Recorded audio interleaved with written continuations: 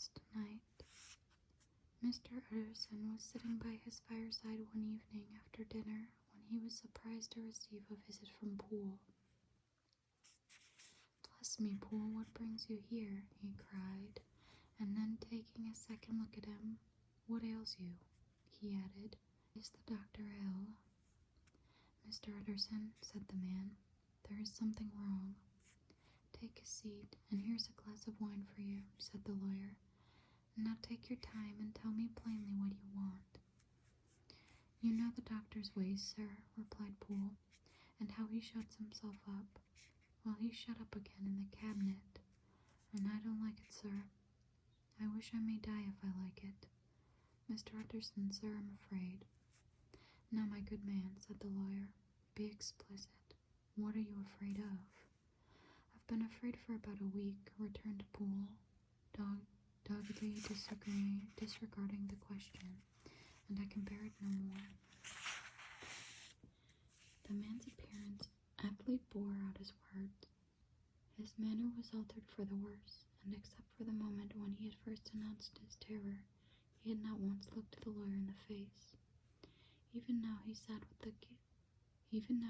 with a glass of wine untasted on his knee, and his eyes directed to a corner of the floor.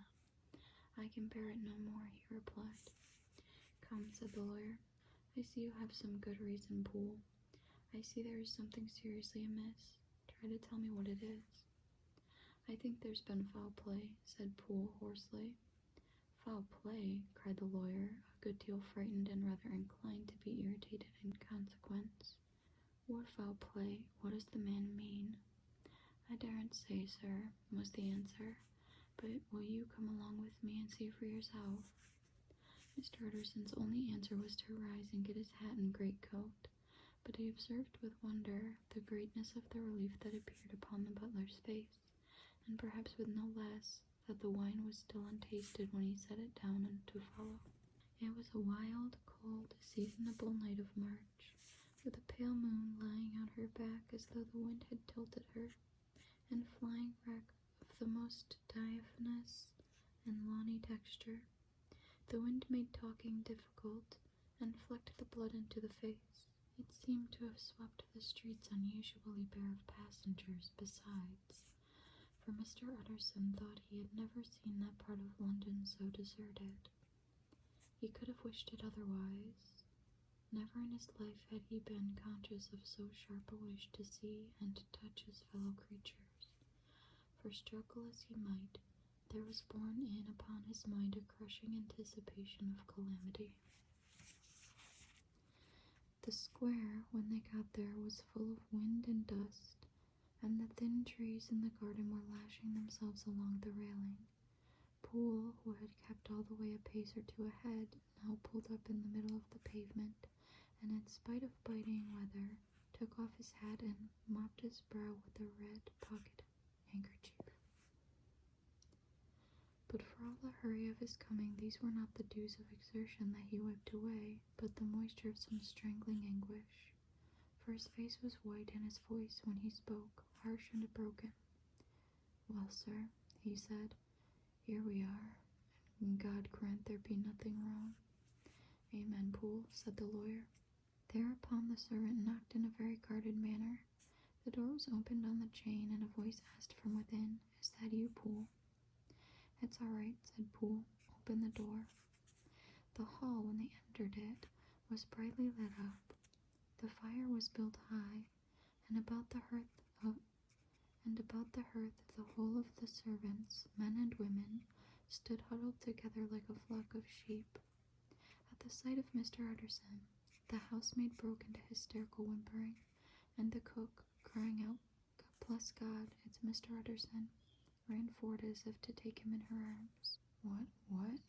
Are you all here?" said the lawyer peevishly. "Very irregular, very unseemly. Your master would be far from pleased." "They're all afraid," said Poole.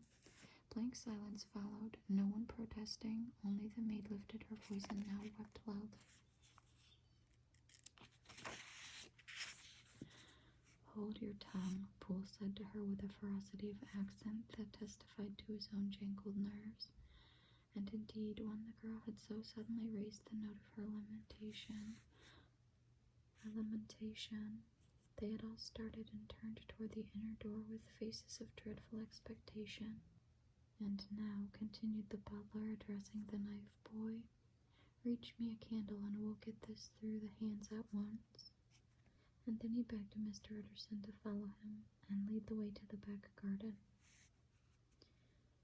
"Now, sir," said he, "you come as gently as you can. I want you to hear, and I don't want you to be heard. And see here, sir, if by any chance he was to ask you in, don't go." Mr. Utterson's nerves, at this unlooked-for termination, gave a jerk that nearly threw him from his balance, but he recollected his courage and followed the butler into the laboratory building through the surgical theater, with its lumber of crates and bottles, to the foot of the stair. Here Poole motioned to him to stand on one side and listen, while he himself, setting down the candle and making a great and obvious call on his resolution, mounted the steps and knocked with a somewhat uncertain hand on the red baize of the cabinet door. "Mr. Utterson, sir, asking to see you," he called, and even as he did so, once more violently signed to the lawyer to give ear. A voice answered from within. "Tell him I cannot see anyone," it said complainingly. "Thank you, sir," said Poole, with a note of something like triumph in his voice, and taking up his candle he led Mr. Utterson back across the yard and into the great kitchen, where the fire was out and the beetles were leaping on the floor. "Sir," he said, looking Mr. Utterson in his eyes, "was that my master's voice?" "It seems much changed," replied the lawyer, very pale but giving look for look. "Changed? Well, yes, I think so," said the butler. "Have I been 20 years in this man's house to be deceived about his voice? No, sir, master's made away with. He was made away with 8 days ago, when we heard him cry out upon the name of God. And who's in there instead of him, and why it stays there, is a thing that cries to heaven, Mr. Utterson." "This is a very strange tale, Poole. This is rather a wild tale, my man," said Mr. Utterson, biting his finger. "Suppose it were as you suppose, supposing Dr. Jekyll to have been, well, murdered. What could induce the murderer to stay? That won't hold water. It doesn't commend itself to reason." "Well, Mr. Utterson, you are a hard man to satisfy, but I'll do it yet," said Poole. "All this last week, you must know, him or it, whatever it is that lives in that cabinet, has been crying night and day for some sort of medicine, and cannot get it to his mind.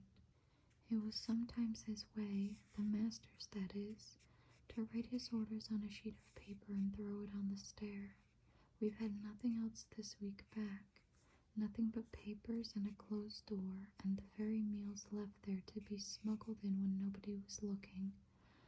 Well, sir, every day, aye, and twice and thrice in the same day, there have been orders and complaints, and I have been sent flying to all the wholesale chemists in town. Every time I brought the stuff back, there would be another paper telling me to return it because it was not pure, and another order to a different firm. This drug is wanted bitter bad, sir, whatever for." "Have you any of these papers?" asked Mr. Utterson. Poole felt in his pocket and handed out a crumpled note, which the lawyer, bending nearer to the candle, carefully examined. Its contents ran thus: "Dr. Jekyll presents his compliments to Messrs. Maw. He assures them that their last sample is impure and quite useless for his present purpose. In the year 18-something, Dr. J. purchased a somewhat large quantity from Messrs. M. He now begs them to search with most sedulous care, and should any of the same quality be left, forward it to him at once. Expense is no consideration. The importance of this to Dr. J can hardly be exaggerated. So far the letter had run composedly enough, but here with a sudden splutter of the pen the writer's emotion had broken loose. For God's sake, he added, find me some of the old. This is a strange note, said Mr. Utterson, and then sharply, how do you come to have it open? The man at Moss was main angry, sir, and he threw it back to me like so much dirt, returned Poole. This is unquestionably the doctor's hand, do you know? Resumed the lawyer. I thought it looked like it, said the servant rather sulkily, and then with another voice, but what matters hand of right, he said, I've seen him. Seen him, repeated Mr. Utterson. Well, that's it, said Poole. It was this way. I came suddenly into the theater from the garden. It seems he had slipped out to look for this drug or whatever it is, for the cabinet door was open, and there he was at the far end of the room digging among the crates. He looked up when I came in, gave a kind of cry, and whipped upstairs into the cabinet. It was but for 1 minute that I saw him, but the hair stood upon my head like quills. Sir, if that was my master, why had he a mask upon his face? If it was my master, why did he cry out like a rat and run from me? I have served him long enough. And then the man paused and passed his hand over his face. These are all very strange circumstances, said Mr. Utterson, but I think I begin to see daylight. Your master, Poole, is plainly seized with one of those melodies that both torture and deform the sufferer. Hence, for aught I know, the alteration of his voice, hence the mask and the avoidance of his friends, hence his eagerness to find this drug by means of which the poor soul retains some hope of ultimate recovery. God grant that he be not deceived. There is my explanation. It is sad enough, Poole, and appalling to consider, but it is plain and natural, hangs well together, and delivers us from all exorbitant alarms. Sir, said the butler, turning to a sort of mottled pallor, that thing was not my master, and there's the truth. My master, here he looked round him and began to whisper, is a tall, fine build of a man, and this was more of a dwarf. Utterson attempted to protest. Oh, sir, cried Poole, do you think that I do not know my master after 20 years? Do you think I do not know where his head comes to? Do you think I do not know where his head comes to in the cabinet door where I saw him every morning of my life? No, sir, that thing in the mask was never Dr. Jekyll. God knows what it was, but it was never Dr. Jekyll, and it is the belief of my heart that there was murder done. Poole, replied the lawyer, if you say that, it will become my duty to make certain. Much as I desire to spare your master's feelings, much as I am puzzled by this note which seems to prove him to still be alive, I shall consider it my duty to break in that door. Ah, Mr. Utterson, that's talking, cried the butler. And now comes the second question, resumed Utterson. Who is going to do it? Why, you and me, sir, was the undaunted reply. That's very well said, returned the lawyer, and whatever comes of it, I shall make it my business to see you are no loser. There is an axe in the theater, continued Poole, and you might take the kitchen poker for yourself. The lawyer took that rude but weighty instrument into his hand and balanced it. Do you know, Poole, he said, looking up, that you and I are about to place ourselves in a position of some peril? You may say so, sir. You may say so, sir, indeed, returned the butler. It is well, then, that we should be frank, said the other. We both think more than we have said. Let us make a clean breast. This masked figure that you saw, did you recognize it? Well, sir, it went so quick, and the creature was so doubled up that I could hardly swear to that, was the answer. But if you mean, was it Mr. Hyde? Why, yes, I think it was. You see, it was much of the same bigness, and it had the same quick, light way with it. And then who else could have got in by the laboratory door? You have not forgot, sir, that at the time of the murder, he had still the key with him. But that's not all. I don't know, Mr. Utterson, if you ever met this Mr. Hyde. Yes, said the lawyer, I once spoke with him. Then you must know as well as the rest of us that there was something queer about that gentleman. Something that gave a man a turn. I don't know rightly how to say it, sir, beyond this, that you felt in your marrow kind of cold and thin. I own I felt something of what you describe, said Mr. Utterson. Quite so, sir, returned Poole. Well, when that masked thing like a monkey jumped from among the chemicals and whipped into the cabinet, it went down my spine like ice. Oh, I know it's not evidence, Mr. Utterson. I'm book-learned enough for that. But a man has his feelings, and I give you my Bible word it was Mr. Hyde. Aye, said the lawyer. My fears incline to the same point. Evil, I fear, founded. Evil was sure to come of that connection. Aye, truly, I believe you.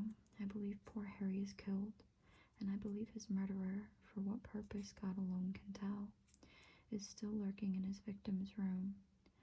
Well, let our name be Vengeance. Call Bradshaw. The footman came at the summons, very white and nervous. Pull yourself together, Bradshaw, said the lawyer. This suspense, I know, is telling upon all of you, but it is now our intention to make an end of it. Poole here and I are going to force our way into the cabinet. If all is well, my shoulders are broad enough to bear the blame. Meanwhile, lest anything should really be amiss, or any malefactor seek to escape by the back, you and the boy must go round the corner with a pair of good sticks and take your post at the laboratory door.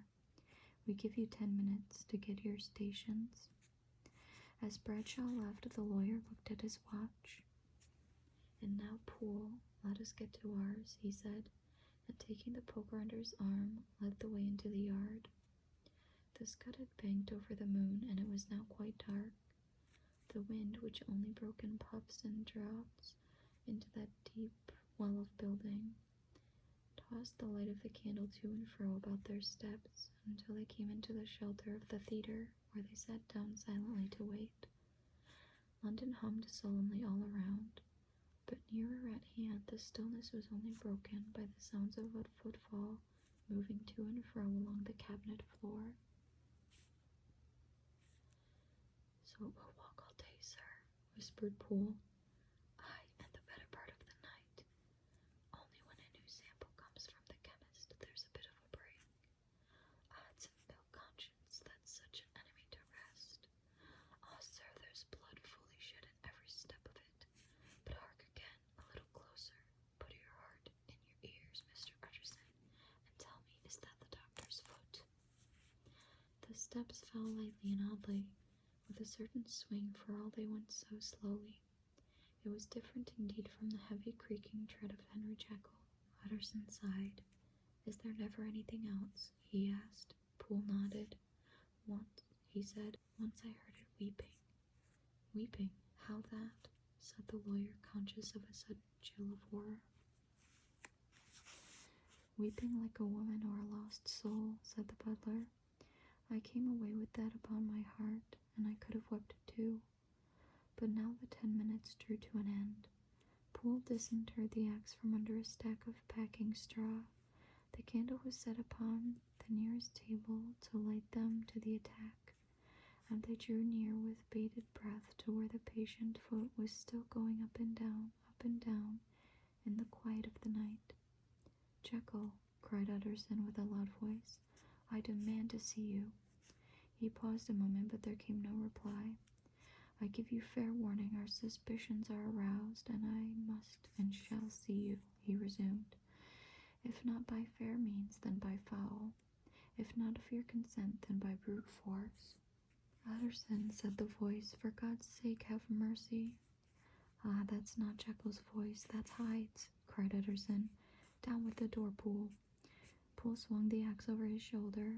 The blows shook the building, and the red baize door leaped against the lock and hinges. A dismal screech, as of mere animal terror, rang from the cabinet. Up went the axe again and again. The panels crashed and the frame bounded. 4 times the blow fell, but the wood was tough, and the fittings were of excellent workmanship. And it was not until the 5th that the lock burst, and the rack of the door fell inward on the carpet. The besiegers, appalled by their own riot and the stillness that had succeeded, stood back a little and peered in. There lay the cabinet before their eyes in the quiet lamplight, a good fire glowing and chattering on the hearth, the kettle singing its thin strain, a drawer or two open, papers neatly set forth on the business table, and nearer the fire the things laid out for tea, the quietest room you would have said, and but for the glazed presses full of chemicals, the most commonplace that night in London. Right in the middle there lay the body of a man, sorely contorted and still twitching. They drew near on tiptoe, turned it on its back, and beheld the face of Edward Hyde. He was dressed in clothes far too large for him, clothes of the doctor's bigness. The cords of his face still moved with a semblance of life, but life was quite gone, and by the crushed phial in the hand and the strong smell of kernels that hung upon the air, Utterson knew that he was looking on the body of a self-destroyer. "We have come too late," he said sternly. "Whether to save or punish, Hyde is gone to his account, and it only remains for us to find the body of your master." The far greater proportion of the building was occupied by the theatre, which filled almost the whole ground story, and was lighted from above, and by the cabinet, which formed an upper story at one end and looked upon the court. A corridor joined the theatre to the door on the by-street, and with this the cabinet communicated separately by a second flight of stairs. There were besides a few dark closets and a spacious cellar. All these they now thoroughly examined. Each closet needed but a glance, for all were empty, and all, by the dust that fell from their doors, had stood long unopened. The cellar, indeed, was filled with crazy lumber, mostly dating from the times of the surgeon who was Jekyll's predecessor. But even as they opened the door, they were advertised of the uselessness of further search by the fall of a perfect mat of cobweb which had for years sealed up the entrance. Nowhere was there any trace of Henry Jekyll, dead or alive. Poole stamped on the flags of the corridor. "He must be buried here," he said, hearkening to the sound. "Or he may have fled," said Utterson, and he turned to examine the door in the by-street. It was locked, and lying nearby on the flags they found the key, already stained with rust. "This does not look like use," observed the lawyer. "Use," echoed Poole. "Do you not see, sir, it is broken, much as if a man had stamped on it." "Aye," continued Utterson, "and the fractures too are rusty." The two men looked at each other with a scare. "This is beyond me, Poole," said the lawyer. "Let us go back to the cabinet." They mounted the stair in silence, and still with an occasional awestruck glance at the dead body, proceeded more thoroughly to examine the contents of the cabinet. At one table there were traces of chemical work, various measured heaps of some white salt being laid on glass saucers, as though for an experiment in which the unhappy man had been prevented. "That is the same drug that I was always bringing him," said Poole, and even as he spoke, the kettle with a startling noise boiled over. This brought them to the fireside, where the easy chair was drawn cosily up, and the tea things stood ready to the sitter's elbow, the very sugar in the cup. There were several books on the shelf.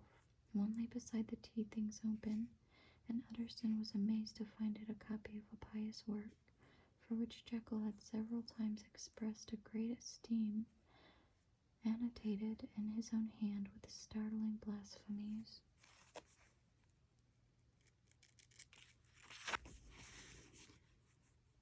Next, in the course of their review of the chamber, the searchers came to the cheval glass, into whose depths they looked with an involuntary horror. But it was so turned as to show them nothing but the rosy glow playing on the roof, the fire sparkling in 100 repetitions along the glazed front of the presses, and their own pale and fearful countenances stooping to look in. "The glass has seen some strange things, sir," whispered Poole. "And surely none stranger than itself," echoed the lawyer in the same tone. For what did Jekyll? He caught himself up at the word, with a start, and then conquering the weakness. "What could Jekyll want with it?" he said. "You may say that," said Poole. Next they turned to the business table. On the desk, among the neat array of papers, a large envelope was uppermost and bore, in the doctor's hand, the name of Mr. Utterson. The lawyer unsealed it, and several enclosures fell to the floor. The first was a will, drawn in the same eccentric terms as the one which he had returned 6 months before, to serve as a testament in case of death, and as a deed of gift in case of disappearance. But in place of the name of Edward Hyde, the lawyer, with indescribable amazement, read the name of Gabriel John Utterson. He looked at Poole and then back at the paper, and last of all, at the dead malefactor stretched upon the carpet. "My head goes round," he said. "He has been all these days in possession. He had no cause to like me. He must have raged to see himself displaced, and he has not destroyed this document." He caught up the next paper. It was a brief note in the doctor's hand and dated at the top. "Oh, Poole," the lawyer cried, "he was alive and here this day. He cannot have been disposed of in so short a space. He must still be alive. He must have fled. And then why fled, and how? And in that case, can we venture to declare this suicide? Oh, we must be careful. I foresee that we may yet involve your master in some dire catastrophe." "Why don't you read it, sir?" asked Poole. "Because I fear," replied the lawyer solemnly. "God grant I have no cause for it." And with that he brought the paper to his eyes and read as follows: "My dear Utterson, when this shall fall into your hands, I shall have disappeared. Under what circumstances I have not the penetration to foresee, but my instinct and all the circumstances of my nameless situation tell me that the end is sure and must be early. Go then, and first read the narrative which Lanyon warned me he was to place in your hands, and if you care to hear more, turn to the confession of your unworthy and unhappy friend, Henry Jekyll." "There was a third enclosure?" asked Utterson. "Here, sir," said Poole, and gave into his hands a considerable packet sealed in several places. The lawyer put it in his pocket. "I would say nothing of this paper. If your master has fled or is dead, we may at least save his credit. It is now 10. I must go home and read these documents in quiet, but I shall be back before midnight, when we shall send for the police." They went out, locking the door of the theater behind them. And Utterson, once more leaving the servants gathered about the fire in the hall, trudged back to his office to read the 2 narratives in which this mystery was now to be explained. Dr. Lanyon's narrative. On the 9th of January, now 4 days ago, I received by the evening delivery a registered envelope addressed in the hand of my colleague and old school companion, Henry Jekyll. I was a good deal surprised by this, for we were by no means in the habit of correspondence. I had seen the man, dined with him, indeed, the night before, and I could imagine nothing in our intercourse that should justify formality of registration. The contents increased my wonder, for this is how the letter ran: 10th December 18-something. Dear Lanyon, you are one of my oldest friends, and although we may have differed at times on scientific questions, I cannot remember, at least on my side, any break in our affection. That was never a day when, if you had said to me, Jekyll, my life, my honor, my reason depend upon you, I would not have sacrificed my left hand to help you.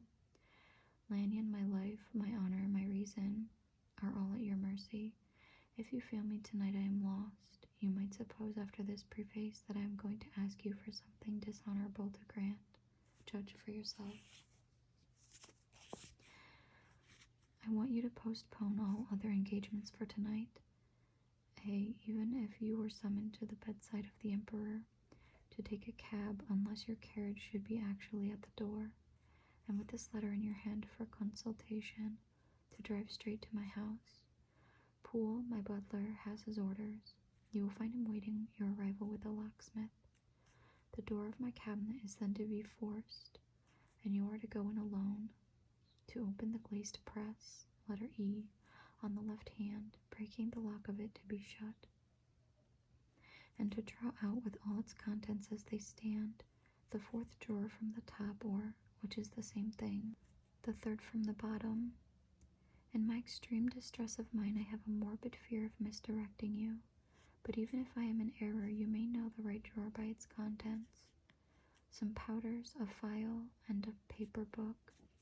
This drawer I beg of you to carry back with you to Cavendish Square exactly as it stands. That is the first part of the service. Now for the second. You should be back if you set out at once on the receipt of this, long before midnight. But I will leave you that amount of margin, not only in the fear of one of those obstacles that can neither be prevented nor foreseen, but because an hour when your servants are in bed is to be preferred for what will then remain to do. At midnight, then, I have to ask you to be alone in your consulting room, to admit with your own hand into the house of a man who will present himself in my name, and to place in his hands the drawer that you will have brought with you from my cabinet. Then you have played your part and earned my gratitude completely. 5 minutes afterwards, if you insist upon an explanation, you will have understood that these arrangements are of capital importance, and that by the neglect of one of them, fantastic as they must appear, you might have charged your conscience with my death or the shipwreck of my reason. Confident as I am that you will not trifle with this appeal, my heart sinks and my hand trembles at the bare thought of such a possibility. Think of me at this hour in a strange place, laboring under a blackness of distress that no fancy can exaggerate, and yet well aware that, if you will punctually serve me, my troubles will roll away like a story that is told. Serve me, my dear Lanyon, and save your friend, H.J. P.S. I had already sealed this up with a fresh terror struck upon my soul. It is possible that the post office may fail me, and this letter not come into your hands until tomorrow morning. In that case, dear Lanyon, do my errand when it shall be most convenient for you in the course of the day, and once more expect my messenger at midnight. It may then already be too late, and if that night passes without event, you will know that you have seen the last of Henry Jekyll. Upon the reading of this letter, I made sure my colleague was insane, but till that was proved beyond the possibility of doubt, I felt bound to do as he requested. The less I understood of this farrago, the less I was in a position to judge of its importance, and an appeal so worded could not be set aside without a grave responsibility. I rose accordingly from table, got into a hansom, and drove straight to Jekyll's house. The butler was awaiting my arrival. He had received by the same post as mine a registered letter of instruction, and had sent at once for a locksmith and a carpenter. The tradesmen came while we were yet speaking, and we moved in a body to old Dr. Denman's surgical theatre, from which, as you are doubtless aware, Jekyll's private cabinet is most conveniently entered. The door was very strong, the lock excellent. The carpenter avowed he would have great trouble and have to do much damage, if force were to be used, and the locksmith was near despair. But this last was a handy fellow, and after 2 hours' work the door stood open. The press marked E was unlocked, and I took off the drawer, and had it filled up with straw and tied in a sheet, and returned with it to Cavendish Square. Here I proceeded to examine its contents. The powders were neatly enough made up, but not with the nicety of the dispensing chemist, so that it was plain they were of Jekyll's private manufacture. And when I opened one of the wrappers, I found what seemed to me a simple crystalline salt of a white color. The phial to which I next turned my attention might have been about half full of a blood-red liquor, which was highly pungent to the sense of smell, and seemed to me to contain phosphorus and some volatile ether. At the other ingredients I could make no guess. The book was an ordinary version book, and contained little but a series of dates. These covered a period of many years, but I observed that the entry ceased nearly a year ago, and quite abruptly. Here and there a brief remark was appended to a date, usually no more than a single word, double, occurring perhaps 6 times in a total of several hundred entries, and once very early in the list, and followed by several marks of exclamation. Total failure. All this, though it whetted my curiosity, told me little that was definite. Here were a vial of some salt and the record of a series of experiments that had led, like too many of Jekyll's investigations, to no end of practical usefulness. How could the presence of these articles in my house affect either the honor, the sanity, or the life of my flighty colleague? If this messenger could go to one place, why could he not go to another? And even granting some impediment, why was this gentleman to be received by me in secret? The more I reflected, the more convinced I grew that I was dealing with a case of cerebral disease. And though I dismissed my servants to bed, I loaded an old revolver that I might be found in some posture of self-defense. 12 o'clock had scarce rung out over London, ere the knocker sounded very gently on the door. I went myself at the summons and found a small man crouching against the pillars of the portico. "Are you come from Dr. Jekyll?" I asked. He told me yes by a constrained gesture, and when I had bidden him enter, he did not obey me without a searching backward glance into the darkness of the square. There was a policeman not far off, advancing with his bull's-eye open, and at the sight I thought my visitor started and made greater haste. These particulars struck me, I confess, disagreeably, and as I followed him into the bright light of the consulting room, I kept my hand ready on my weapon. Here at last I had a chance of clearly seeing him. I had never set eyes on him before, so much was certain. He was small, as I have said.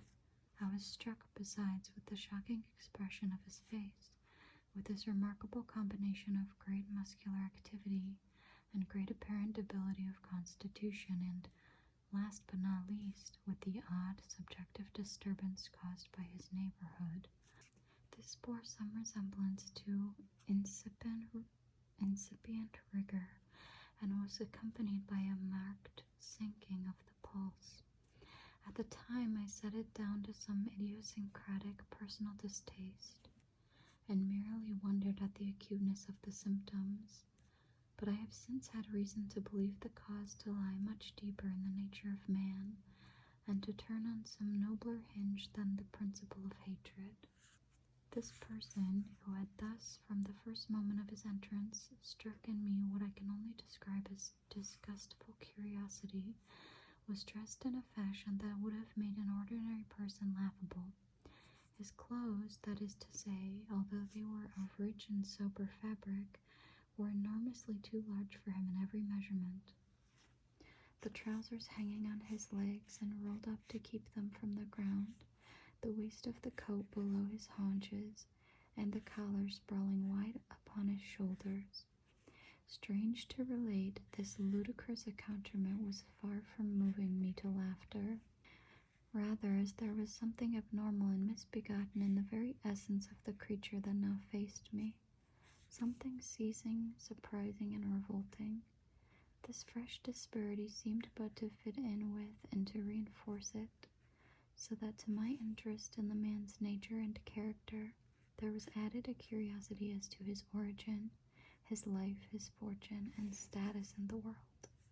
These observations, though they have taken so great a space to be set down in, were yet the work of a few seconds. My visitor was, indeed, on fire with somber excitement. "Have you got it?" he cried. "Have you got it?" And so lively was his impatience that he even laid his hand upon my arm and sought to shake me. I put him back, conscious at his touch of a certain icy pang along my blood. "Come, sir," said I, You forget that I have not yet the pleasure of your acquaintance. Be seated, if you please." And I showed him an example and sat down myself in my customary seat, and with as fair an imitation of my ordinary manner to a patient, as the lateness of the hour, the nature of my preoccupations, and the horror I had of my visitor would suffer me to muster. "I beg your pardon, Dr. Lanyon," he replied civilly enough. "What you say is very well founded, and my impatience has shown its heels to my politeness. I come here at the insistence of your colleague, Dr. Henry Jekyll, on a piece of business of some moment, and I understood." He paused and put his hand to his throat, and I could see, in spite of his collected manner, that he was wrestling against the approaches of the hysteria. I understood a drawer, but here I took pity on my visitor's suspense, and some perhaps on my own growing curiosity. "There it is, sir," said I, pointing to the drawer, where it lay on the floor behind a table and still covered with the sheet. He sprang to it and then paused and laid his hand upon his heart. I could hear his teeth grate with the convulsive action of his jaws, and his face was so ghastly to see that I grew alarmed both for his life and reason. "Compose yourself," said I. He turned a dreadful smile to me, and as if with the decision of despair, plucked away the sheet. At sight of the contents, he uttered one loud sob of such immense relief that I sat petrified. And the next moment, in a voice that was already fairly well under control, "Have you a graduated glass?" he asked. I rose from my place with something of an effort and gave him what he asked. He thanked me with a smiling nod, measured out a few minims of the red tincture, and added one of the powders. The mixture, which was at first of a reddish hue, began, in proportions as the crystals melted, to brighten in color, to effervesce audibly, and to throw off small fumes of vapor. Suddenly, and at the same moment, the ebullition ceased, and the compound changed to a dark purple, which faded again more slowly to a watery green. My visitor, who had watched these metamorphoses with a keen eye, smiled, sat down the glass upon the table, and then turned and looked upon me with an air of scrutiny. "And now," said he, "to settle what remains. Will you be wise? Will you be guided? Will you suffer me to take this glass in my hand and to go forth from your house without further parley? Or is the greed of curiosity too much command of you? Think before you answer, for it shall be done as you decide. As you decide, you shall be left as you were before, and neither richer nor wiser, unless the sense of service rendered to a man in mortal distress may be counted as a kind of riches to the soul. Or, if you shall prefer to choose, a new province of knowledge and new avenues to fame and power shall be laid upon you here in this room upon the instant, and your sight shall be blasted by a prodigy to stagger the unbelief of Satan." "Sir," said I, affecting a coolness that I was far from truly possessing, "you speak enigmas, and you will perhaps not wonder that I hear you with no very strong impression of belief. But I have gone too far in the way of inexplicable services to pause before I see the end." "It is well," replied my visitor. "Lanyon, you remember your vows. What follows is under the seal of our profession, and now, you who have so long been bound to the most narrow and material views, you who have denied the virtue of transcendental medicine, you who have decided your superiors, behold." He put the glass to his lips and drank at one gulp. A cry followed. He reeled, staggered, clutched at the table, and held on, staring with injected eyes, gasping with an open mouth. And as I looked, there came, I thought, a change. He seemed to swell, his face became suddenly black, and the features seemed to melt and alter. And the next moment I had sprung to my feet and leaped back against the wall, my arms raised to shield me from that prodigy, my mind submerged.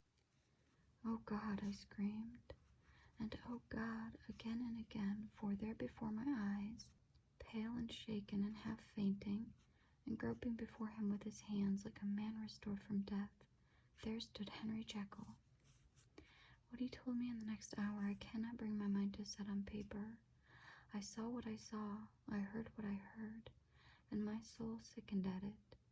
And yet now, when that sight has faded from my eyes, I ask myself if I believe it, and I cannot answer. My life is shaken to its roots. Sleep has left me. The deadliest terror sits by me at all hours of the day and night, and I feel that my days are numbered, and that I must die. And yet I shall die incredulous. As for the moral turpitude that man unveiled to me, even with tears of penitence, I cannot, even in memory, dwell on it without a start of horror. I will say but one thing, Utterson, and that, if you can bring your mind to credit it, will be more than enough. The creature who crept into my house that night was, on Jekyll's own confession, known by the name of Hyde, and hunted for in every corner of the land as the murderer of Carew. Hasty Lanyon.